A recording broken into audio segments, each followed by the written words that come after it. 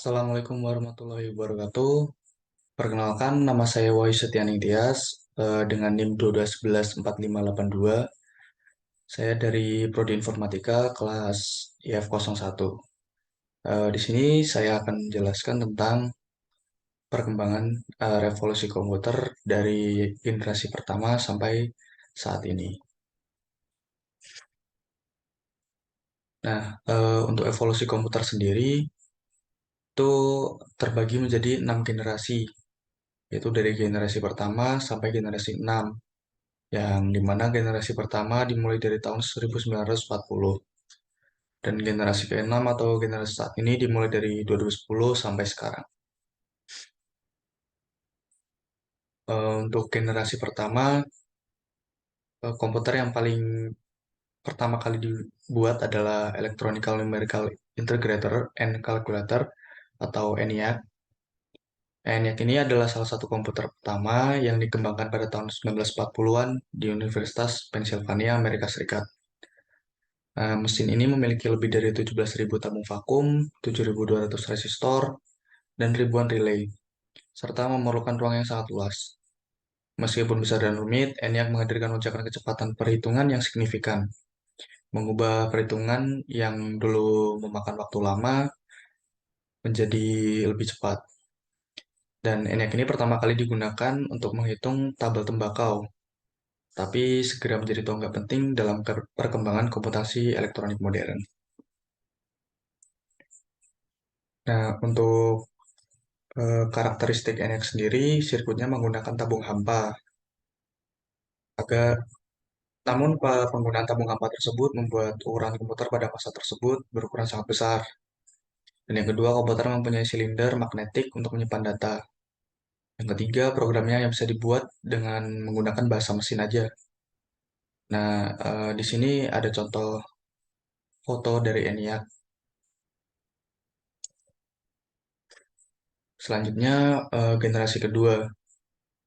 Komputer generasi kedua dimulai pada tahun 1956.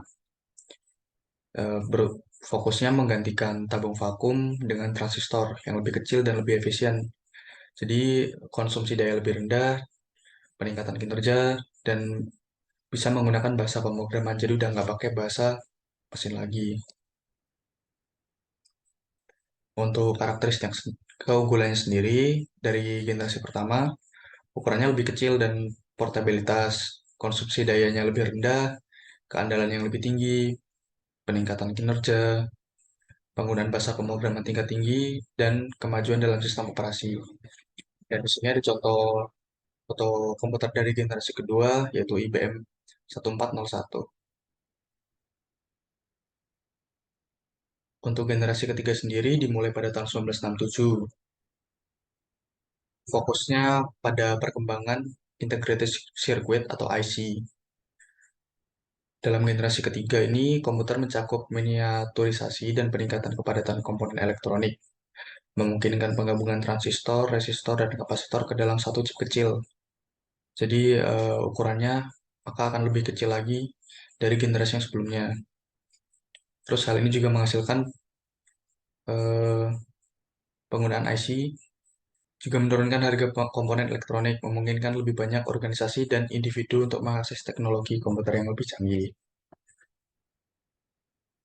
Untuk karakteristiknya sendiri, dia menggunakan IC, kinerjanya lebih baik dari generasi sebelumnya, kapasitas memori yang lebih besar, perkembangan bahasa pemrograman, peningkatan sistem operasi, munculnya komputer mini, dan harga yang lebih terjangkau. Dan bisa dilihat kalau di sini komputer generasi ketiga tuh sangat jauh ukurannya dari generasi-generasi pendahulunya. Untuk generasi keempat sendiri dimulai tahun 1980, eh, berfokus pada perkembangan mikroprosesor seperti Intel 4004 memungkinkan integrasi CPU lengkap dalam satu chip, menghasilkan komputer yang lebih kecil, terjangkau, dan efisien. Jadi dari generasi ke generasi, komputer itu semakin diperkecil dan semakin dipersimpel lagi ukurannya agar lebih mudah digunakan. Terus generasi ini ditandai oleh munculnya komputer personal atau PC yang biasa kita gunakan sekarang ini. Penggunaan media penyimpanan yang lebih besar seperti hard disk drive atau HDD dan koneksi internet menjadi hal umum, mengubah cara kita berinteraksi dengan komputer dan informasi. Untuk karakteristiknya sendiri, mikroprosesor yang memungkinkan integrasi CPU dalam satu chip, munculnya personal komputer, PC tadi, peningkatan kinerja komputer, sistem operasi yang lebih maju dengan antarmuka grafis, penggunaan media penyimpanan yang lebih besar, dan berkembangnya koneksi internet dan interaksi dengan komputer. Untuk generasi kelima sendiri dimulai tahun 1990 sampai 2009. Untuk di generasi kelima sendiri berfokus pada perkembangan jaringan komputer dan internet. Internet 5G pun 5G menghadirkan konektivitas nirkabel super cepat, sementara IoT atau Internet of Things terus berkembang dengan jutaan perangkat yang terhubung. Kecerdasan buatan atau AI semakin terintegrasi untuk meningkatkan keamanan, efisiensi, dan pengalaman pengguna dalam jaringan generasi kelima ini.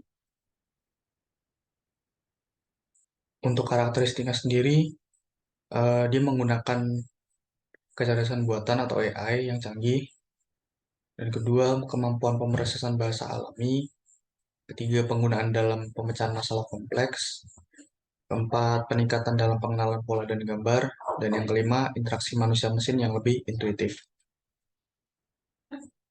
Untuk generasi keenam sendiri, dimulai tahun 2010 sampai saat ini, yang berfokus atau didominasi oleh komputasi awan, di mana data dan aplikasi disimpan secara terpusat dan diakses melalui internet. Perangkat mobil seperti smartphone dan tablet semakin canggih, menghadirkan akses yang lebih luas ke layanan digital.